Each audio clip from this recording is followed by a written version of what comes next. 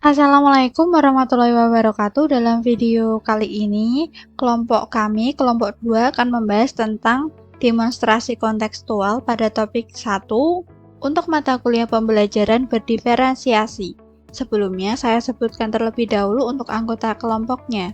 Yang pertama ada Anissa Nur Azizah, Banjar Putri Kumala, M. Sahaluddin, Marita Uswatun Hasanah, dan juga Siti Asia.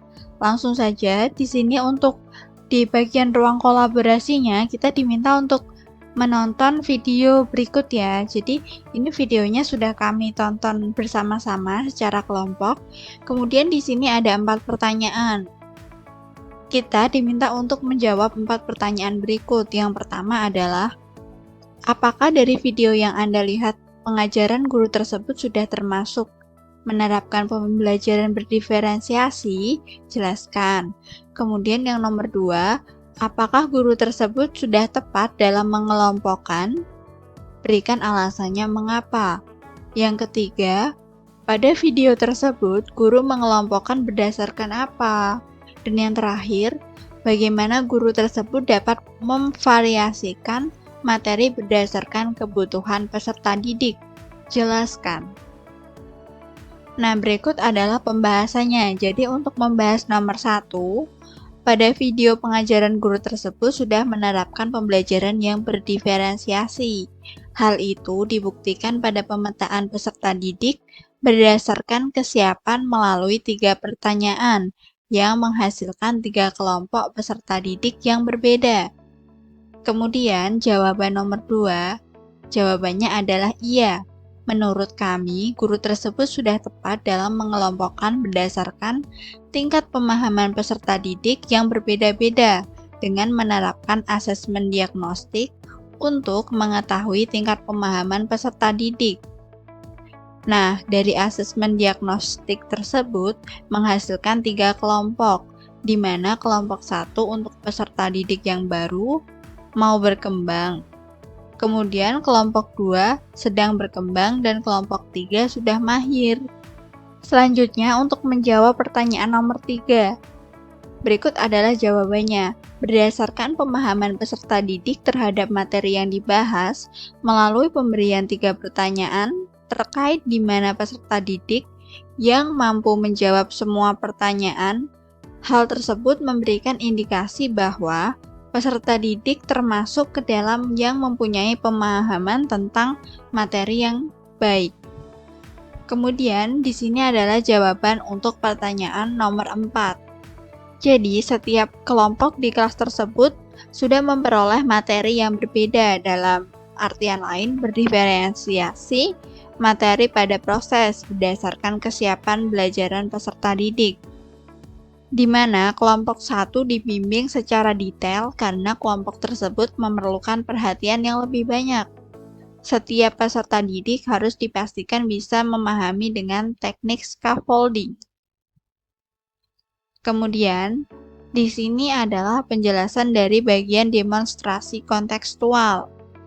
Ada pengertian pembelajaran berdiferensiasi, teori pendukung. Ini teorinya menurut Carroll and Tomlinson, dan juga ada contoh keragaman anak di kelas. Nah, di sini saya jelaskan terlebih dahulu untuk pengertiannya. Menurut Tomlinson, pembelajaran berdiferensiasi adalah usaha untuk menyesuaikan proses pembelajaran di kelas untuk memenuhi kebutuhan belajar individu setiap murid. Kemudian, untuk teori pendukung dari Carroll di sini dibagi menjadi 4, yaitu ada isi, proses, produk, dan lingkungan belajar. Nah, hal ini nanti akan dijelaskan lebih lanjut di slide berikutnya. Kemudian untuk contoh keragaman anak di kelas dibagi menjadi 3, yaitu keragaman fisik, keragaman psikis, dan keragaman menurut Tomlinson. Langsung saja kita bahas. Berikut adalah teori pendukung menurut Carroll. Yang pertama adalah konten atau isi. Jadi, menurut Carroll, konten pelajaran dasar harus mencakup standar pembelajaran yang ditetapkan oleh Standar Pendidikan Negara. Berikut adalah contoh untuk diferensiasi konten. Yang pertama, mencocokkan kotakasa dengan definisi. Kemudian membaca teks dan jawab pertanyaan yang terkait. Yang ketiga, memiliki situasi yang terjadi pada karakter dalam cerita. Selanjutnya, bedakan fakta dan opini dalam cerita. Kemudian, mengidentifikasi posisi penulis dan memberikan bukti untuk mendukung sudut pandang. Dan yang terakhir adalah membuat presentasi PowerPoint yang berisi ringkasan dari pelajaran yang sudah dijelaskan. Kemudian, untuk teori yang kedua ada proses. Nah, di sini untuk proses sendiri definisinya adalah setiap siswa memiliki gaya belajar yang disukai.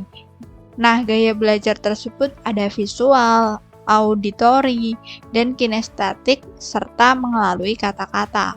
Berikut adalah contoh diferensiasi proses. Yang pertama, menyediakan buku teks untuk siswa dengan gaya belajar visual. Kemudian yang kedua adalah memperbolehkan siswa dengan gaya belajar auditori untuk mendengarkan buku audio. Selanjutnya, memberikan kesempatan kepada siswa dengan gaya belajar kinestetik untuk menyelesaikan tugas interaktif secara online. Jadi, mereka dengan gaya belajar yang berbeda harus juga diberi fasilitas agar mereka dapat belajar sesuai dengan gaya belajar yang mereka miliki. Selanjutnya, yang ketiga ada produk. Nah, produk adalah apa yang dibuat siswa di akhir pembelajaran untuk menunjukkan penguasaan materi.